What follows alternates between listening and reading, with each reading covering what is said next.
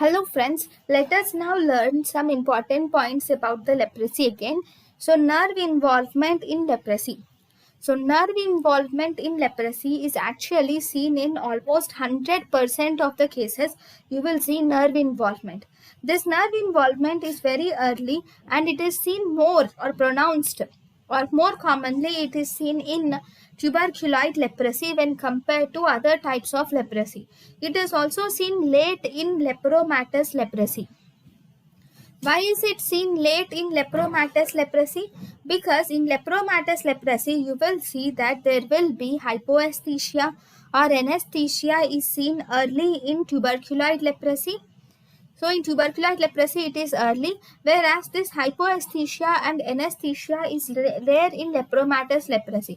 And that is the reason why the nerve involvement is also rare in lepromatous leprosy. As the nerve involvement is rare in lepromatous leprosy, hypoesthesia and anesthesia is also occurs late in lepromatous leprosy. Then median popliteal nerve is the one which is never involved in tuberculoid leprosy. Nerve abscess, if you see, this is most commonly involved in polar tuberculoid leprosy. So, in leprosy, you will see that there is nerve involvement. Then what is the level of involvement and the nerve? If you see, ulnar nerve is most commonly involved in the elbow. That is, it is involved in the elbow or it is involved mainly posteriorly. Then if you see median nerve is mainly involved at the wrist joint. Then dorsal cutaneous branch of ulnar nerve. This dorsal cutaneous branch of ulnar nerve is involved in the wrist. Common peroneal nerve. Common peroneal nerve is involved around the fibular neck. This common peroneal nerve is involved. Then superficial peroneal nerve is mainly involved in front of the ankle. Then posterior tibial nerve. Posterior tibial nerve is involved just below the medial malleolus. It is involved. Then if you were asked what is the most common involvement, the most common involvement is in the high ulnar nerve above the elbow or low median nerve, that is at the wrist joint. It is most commonly involved. Then if you were asked about the loss of sensation in leprosy, the loss of sensation in leprosy, which sensation is the first to be lost in leprosy? So the first sensation to be lost in leprosy is actually the temperature is lost first, followed by the loss of light touch, followed by there is loss of pain. You will see loss of light touch and there is loss of pain. Then finally there will be loss of deep pressure is also seen. Then sensory deficit mainly occurs before the motor deficit. Before the motor deficit, motor impairment, sensory involvement will occur first. Then what is the motor deficit which you will see in the leprosy? Motor deficit is more commonly seen in tuberculoid leprosy, and these motor defects mainly include the claw hand, which is mainly seen in the median nerve and ulnar nerve. Then the motor defect also includes the claw toe also. It includes claw hand, that includes claw toe. Claw toe is involvement of posterior tibial nerve is claw toe. Then there is foot drop. Foot drop is involvement of common peroneal nerve. Then the next, these are the motor deficits. Then if you see the lab diagnosis, in the lab diagnosis, first we have histological examination is done. So histological examination of skin biopsy is done, and by detection of acid-fast bacilli in the nasal discharge or by scraping the nasal mucosa, you can do the histological examination. You can scrape off the nasal mucosa and you can also take a slit skin smear for histological examination of skin biopsy. Then what are the 7 sites to be examined? The smears are mainly taken from any 4 skin lesions, or you can also take a smear from both the ear lobes, and also a smear is taken from the nasal swab. So 4 skin lesions, both the earlobes and one nasal swab. And this sample is obtained from the edge of the lesion mainly. Then if you see the next, what are the grading? Smears are mainly graded based on the number of bacilli. They are graded based on the number of bacilli.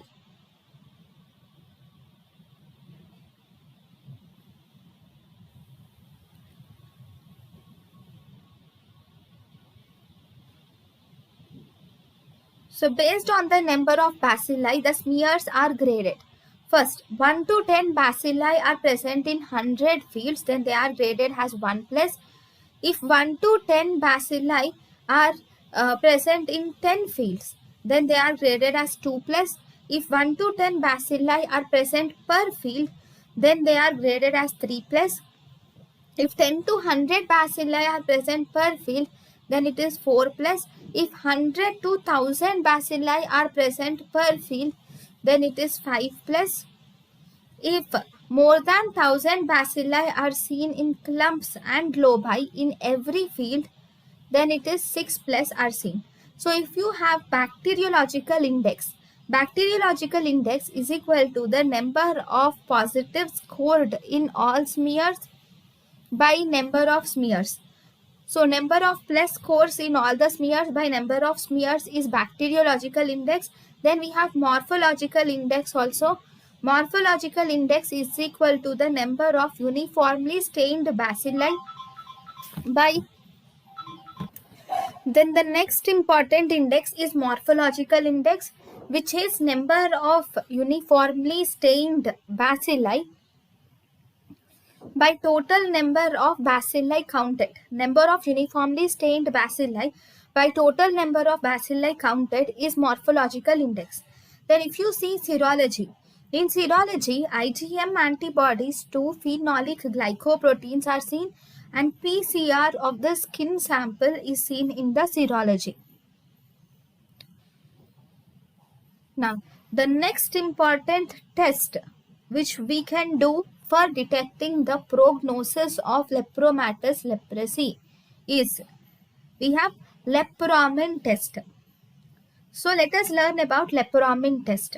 Lepromin test, in this we will inject 1 ml of lepromin is injected intradermally into the inner aspect of the forearm. And once it is injected intradermally into the inner aspect of forearm, then you will see the reaction, and this reaction is read at 48 hours and 21 days. And you have two types of reaction. Early reaction, which is read at 48 days, where you will see presence of erythema, and induration, which is seen more than 10 millimeters. If this erythema and induration is seen more than 10 millimeters, then we call it as positive. What does positive indicate? It indicates that there is delayed hypersensitivity to soluble antigen of lepra bacilli. So this is mainly important and superior than the late reaction. What is late reaction? It is also called as Mitsuda reaction, which is mainly seen after 21 days, where you will see formation of nodule which is more than 5 millimeters. Then you call it as positive. If it is positive, you will see presence of cell-mediated immunity is seen to bacillary component of antigen, and you will also see that this can convert the BCG anti-vaccination can convert it from negative to positive. Now if you see the uses of lepromin test, it is mainly used to classify the lesions. So lesions can be classified as strongly positive tuberculous leprosy or negative lepromatous leprosy, or it can be variable in borderline leprosy. Then it is also used to assess the prognosis. So in the prognosis, first, if it is positive test, it is good prognosis. If it is negative test, then it shows that it is poor prognosis. Positive test is good prognosis, negative test is poor prognosis. Then to assess the response to treatment. So in this, there is conversion of lepromin positive during the treatment. Then it is also used to assess the resistance of individual to leprosy. It is also used to verify identity of candidate lepra bacilli. So these are the main uses of lepramin test. Remember, this lepramin test is never used for the diagnosis of leprosy. In the first 6 months of life, you will see that most children are lepramin test negative. They are lepramin negative. So this is uses of lepramin test. Then we have immunological test for leprosy. Immunological test for leprosy, it is of two types. So in immunological test, it is used to test the cell mediated immunity, and it is also used to test the humoral immunity. So if you test the cell mediated immunity, you can use lepramin test. Then you can also use lymphocyte transformation test. Then we can use lymphocyte migration inhibitory test. It is used lepramin test, lymphocyte transformation test, lymphocyte migration inhibitory test.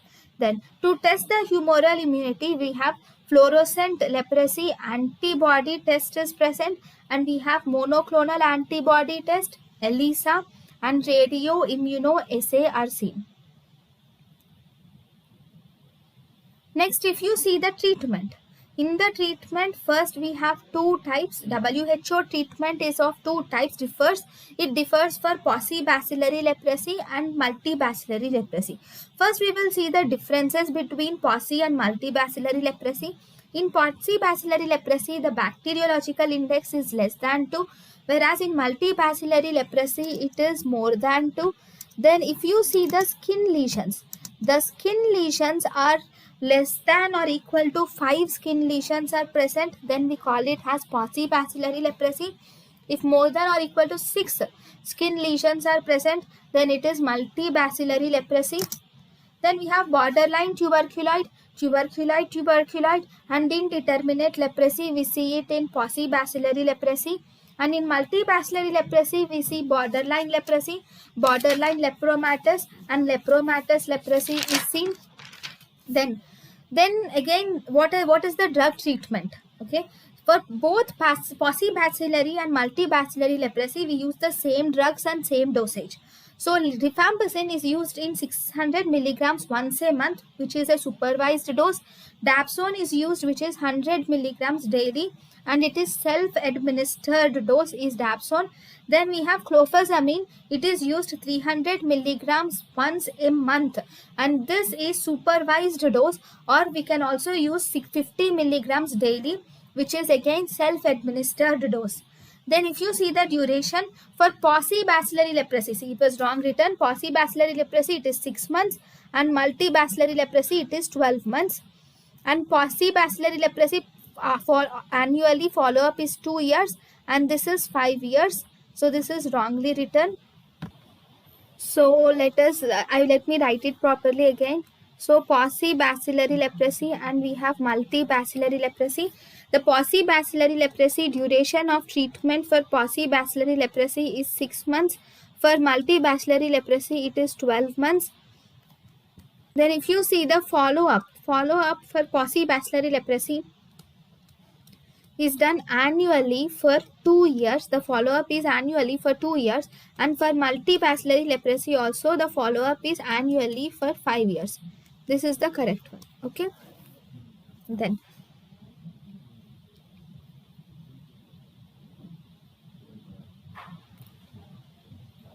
now if you see, this is fine. Now if there is single lesion of paucibacillary leprosy, then we give alternative single dose of rifampicin, ofloxacin, and minocycline is given if there is single dose.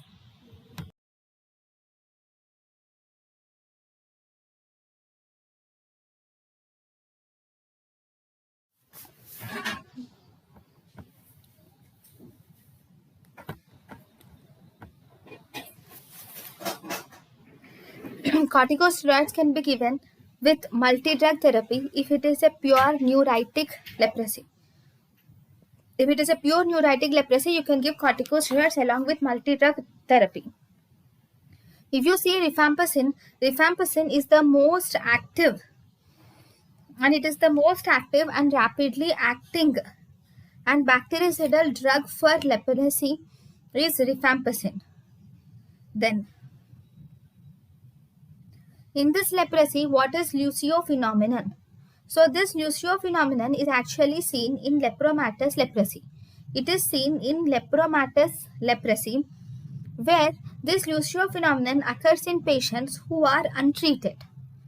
And this is here in Lucio phenomenon, you will see presence of recurrent crops of large, sharply marginated ulcerative lesions are seen. And these ulcerative lesions are particularly seen on the lower extremities mainly. So this is Lucio phenomenon. Then due to heavy parasitism of endothelial cells, endothelial proliferation and thrombus formation can also occur. So because of this, whenever there is endothelial proliferation and thrombus formation occurs, it results in ischemic necrosis. Then the next important thing is about the lepra reactions. What are lepra reactions? These are nothing but the sudden exacerbations which you see in clinical activity is called as lepra reaction. This is primarily a hypersensitivity reaction, which mainly this hypersensitivity reaction mainly develops at any time. It can develop at any time. It can develop before the starting treatment, or it can develop during starting of treatment, during treatment, or it can develop after completion of treatment. So in lepra reactions, we have two types. We have type 1 lepra reaction and we have type 2 lepra reaction. Type 1 lepra reaction, you see downgrade and reversal reaction, and type 2 lepra reaction, you will see presence of erythema nodosum leprosum. In type 1 lepra reaction occurs mainly in first 6 months. Here there will be borderline reaction. It occurs in borderline, that is borderline tuberculosis, borderline and borderline lepromatous. It is actually a type 4 hypersensitivity reaction where you see presence of classical signs of inflammation like redness, pain and tenderness is seen. In type 1 reaction, you will not see any systemic features are not seen, and neuritis is also common in type 1 reaction, and ulnar nerve is most commonly involved. That is, ulnar nerve is most commonly involved. Then this type 1 reactions can be of two types. One, we have downgraded reaction and we have reversal reaction. Downgrade reaction mainly occurs before the initiation of anti-leprotic treatment. It occurs before the initiation of anti-leprotic treatment, which is more lepromatous leprosy. Whereas in reversal reaction, it occurs after initiation of anti-leprotic treatment, which is mainly seen in tuberculoid leprosy. So if you see the treatment, it is glucocorticoid therapy with anti-leprotic drugs are seen in type 1 reaction. Then if you see type 2 or erythema nodosum leprosum, this mainly occurs rarely in first 6 months. It occurs rarely in first 6 months, which it occurs in lepromatous leprosy, which is of two types, lepromatous leprosy LL or BL. Okay, so here in this lepromatous leprosy, you will see presence of something called as Jerisch eczema reaction or Arthur's reaction. This type 2 lepromatous leprosy, like in this type 2 lepra reaction is actually a type 3 hypersensitivity reaction where tumor necrosis factor alpha plays an important role. This also occurs after the anti-leprotic treatment. You see this type 2 lepra reaction. Now, what are the clinical features of type 2 lepra reaction? Here you will see presence of crops of fresh, painful erythematous papules are seen, or you can see erythematous papules nodules are seen.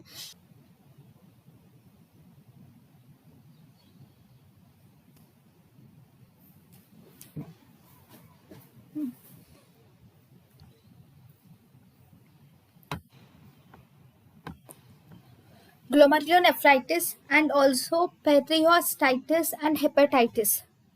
So all these are seen in type 2 lepra reaction. Here the main systemic symptoms are most common in type 2. So what is the treatment? Drug of choice is glucocorticoids. If it fails, then you can give thalidomide can be given, which is 200 to 300 milligrams. Others like clofazamine and also chloroquine. Clofazamine and chloroquine can be given. Then we have something called as reversal reaction or relapse. So what do you see in reversal reaction? Here during the treatment or within 6 months of stopping treatment, if reaction occurs, then that is reversal reaction. If it occurs after 6 months of stopping treatment, then we call it as relapse.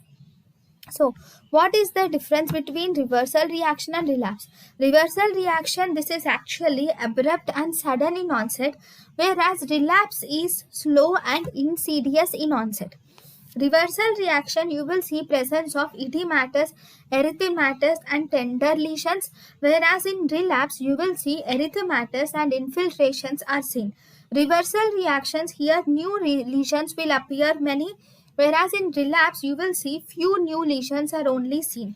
Ulceration is seen mainly in the reversal reaction, whereas nerve involvement is in reversal reaction, it is painful, tender, multiple nerves are involved.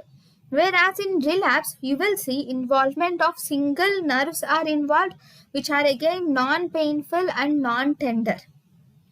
In reversal reaction, you will see presence of fever, joint